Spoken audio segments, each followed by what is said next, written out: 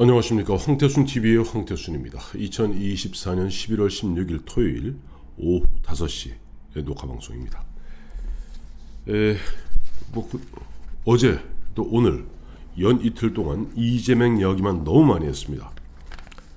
이재명 이야기만 너무 많이 하다 보니까 대한민국이 어떻게 보면 앞으로 트럼프 내년부터 있게 될 새로운 어떤 국제 질서의 변화 속에서 우리의 생존 문제, 경제 문제 등등등 굉장한 중요한 포인트가 될 수 있는 APEC 정상회담, G20 정상회담에 참석하고 있는 해외 순방 중인 윤석열 대통령 이야기가 좀 뒤로 밀린 것 같습니다.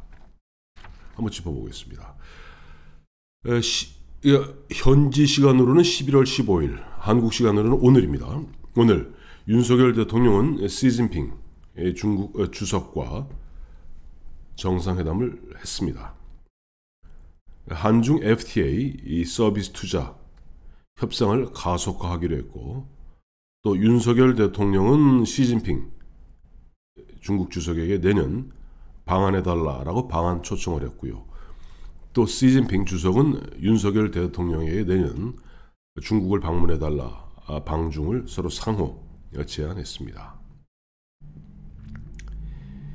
이 오늘 보니까 쭉 기사를 갖다 검토해 보니까 정말 트럼프 대통령 당선인이 등장이 국제 질서를 갖다 근본적으로 뒤흔드는 변수가 되는구나.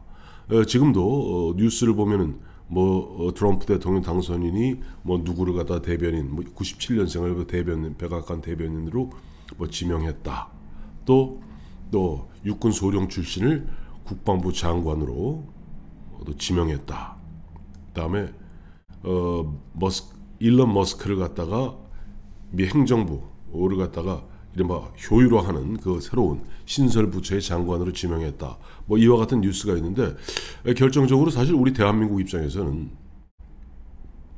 지금 북한과 서로 총뿌리를 겨누고 있는 이 상태에서 북한이 지금 러시아하고 급속하게 밀월 관계에 접어들고 있고, 그다음에 아직까지는 구체적으로 나오고 있지 않습니다만은 이제 조만간 보면은 북한 지금 이미 러시아에 파병되어 있고 우크라이나 전선에 파병되어 있는 북한군의 전투 소식, 전사 소식, 포로 소식, 여러 소식들이 들어올 겁니다. 그런 가운데 또 북한에게 러시아는 상대적으로 그동안 중국의 이니셔티브를 뺏기지 않았었습니까?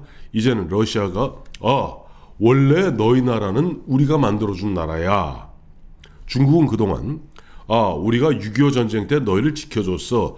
항미 원조로 지켜줬어. 은혜 갚어. 이런 분위기였고, 구소련의 후예인 러시아 입장에서는 김일성이가 말이야, 우리 저 대위 출신이야. 88여단. 그리고 우리가 처음에 너희 조선민주주의 인민공화국을 갖다가 만들어준 아버지와 어머니 같은 입장이야. 근데 그동안 중국하고 찰싹 달라붙었고, 또 중국이 경제적으로 굉장히 보면은 러시아하고 비할 바가 아닐 정도로 앞서 나갔기 때문에 북한 입장에서는 중국에 참 울며 겨자 먹고는 목을 메고 있었는데, 최근에 중국과 사이가 조금 소원해지면서 러시아랑 급속히 가까워지고 있습니다. 그러면서 급속히 가까워지는 것으로 끝나는 것이 아니라 북한에게 각종 러시아가 갖고 있는 각종 기술들, 이런 것들을 갖다 계속 전수하는 것으로 지금 보여지고 있고, 그러다 보니까 또 한국과 중국은 2015년만 해도 그 당시에 아직은 박근혜 대통령 정부, 박근혜 정부와 시진핑 이 정부는 사이가 그래도 그만해도 괜찮았었습니다. 근데 2016년 이른바 사드 배치 이 문제 갖고 그동안 근 8년 동안 중국이 우리를 얼마나 어떻게 보면 홀대하고 괴롭혔습니까? 심지어는 대한민국 대통령이라는 문재인 대통령이 중국 방문했을 때 10기 중에 8기를 혼밥해야 할 정도로 홀대받았고, 좌석 배치부터 홀대를 받았고, 또 대한민국의 제1야당의 대표라는 자가 이재명이 얘기하는 겁니다. 주한 중국 대사 싱하이밍 대사 만나서 고개를 갖다 굽신굽신 조아리는 이와 같은 모화적 그런 모습들을 보이고 있었습니다. 근데 오늘 이번에 보니까 시진핑 주석도 지금 급한 거예요. 왜냐하니까 트럼프가 내년에 1월 20일 취임하게 되면은 아예 노골적으로 중국을 갖다가 지금 바이든에 비할 바가 아닐 정도로 중국의 목을 갖다 옥죄겠다라는 자기 입장을 갖다가 분명히 하고 있기 때문에 중국 입장에서는 거의 똥끝이 타고 있죠. 그래서 그런지 몰라도 이번에 지금 페루 리마에서 열리고 있는 에이펙 정상회담에 참석한 시진핑은 일본의 신임 총리에게도 마찬가지고 우리 윤석열 대통령에게도 마찬가지고 투자 좀 많이 해주세요. 투자 좀 많이 해주세요. 급한 거죠. 지금 중국이 거의 경제가 경색, 정체 단계에 이르렀거든요.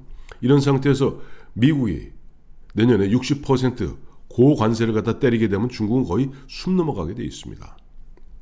이런 가운데 지금 중국은 미국에 대한 미국의 시간은 확실합니다. 이거는 우리가 오냐 해서 길러놨더니 이제는 배은망덕하게 이제는 우리를 올라타고 우리 기술, 정보 훔쳐갖고 우리를 갖다 추월하겠다.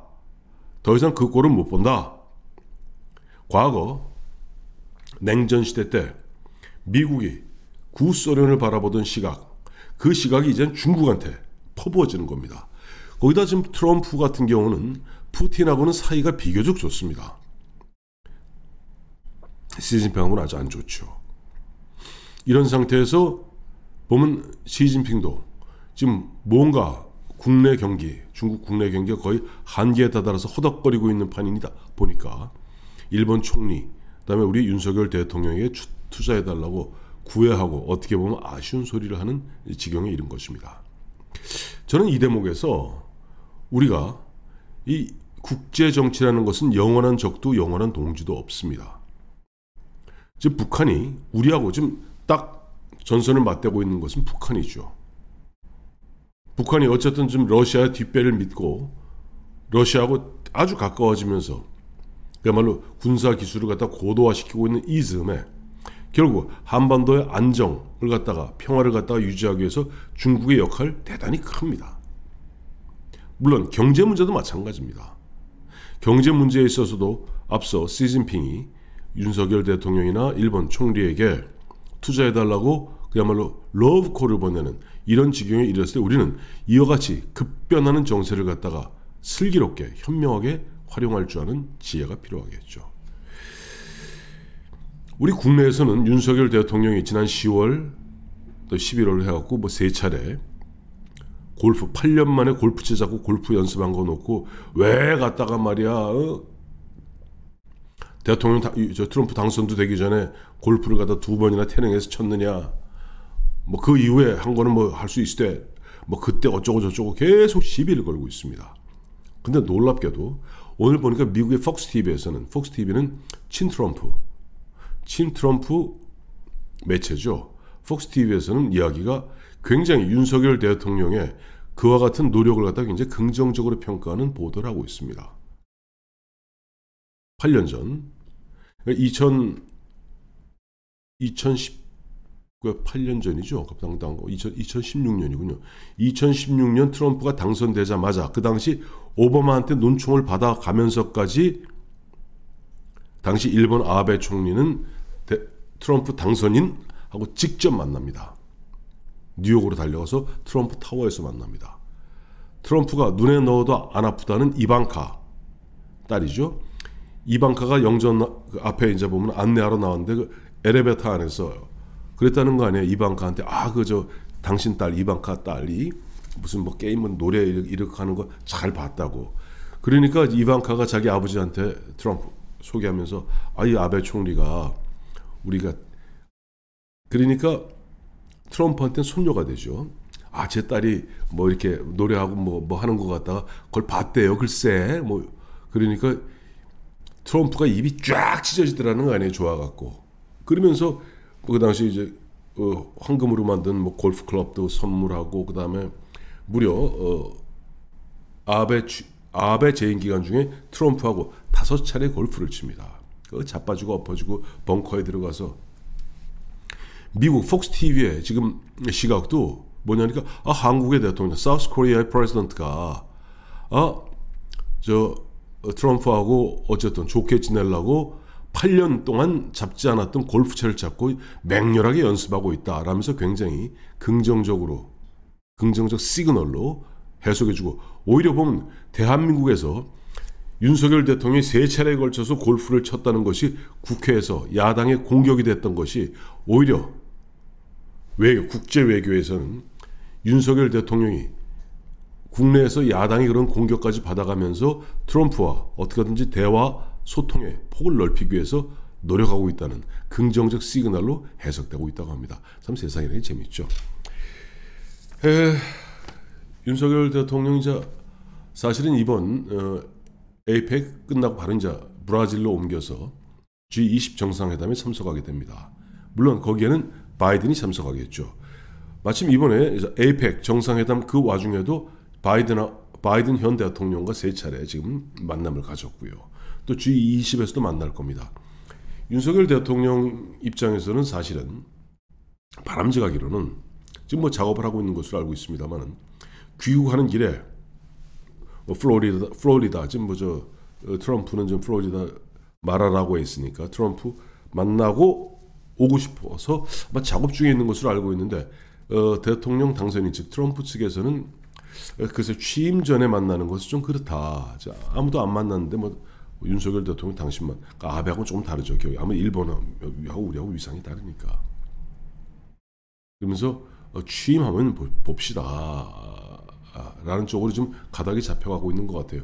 물론 아직 시간은 있습니다. 지금 윤석열 대통령은 21일 귀국 예정입니다만은 모르겠어요. 그 사이에 어떤 변화가 있다면은 결정적으로 말하라고에 들러서 트럼프도 만날 수 있는 것이고 굉장히 중요합니다. 단순히 우리가 미국의 이게 아니라 국제 질서는 어쨌든 미국과 미국 대통령 중심으로 특히 자유민주 진영에서 움직일 수밖에 없는데 그렇다고 소홀히 할 수 있겠습니까?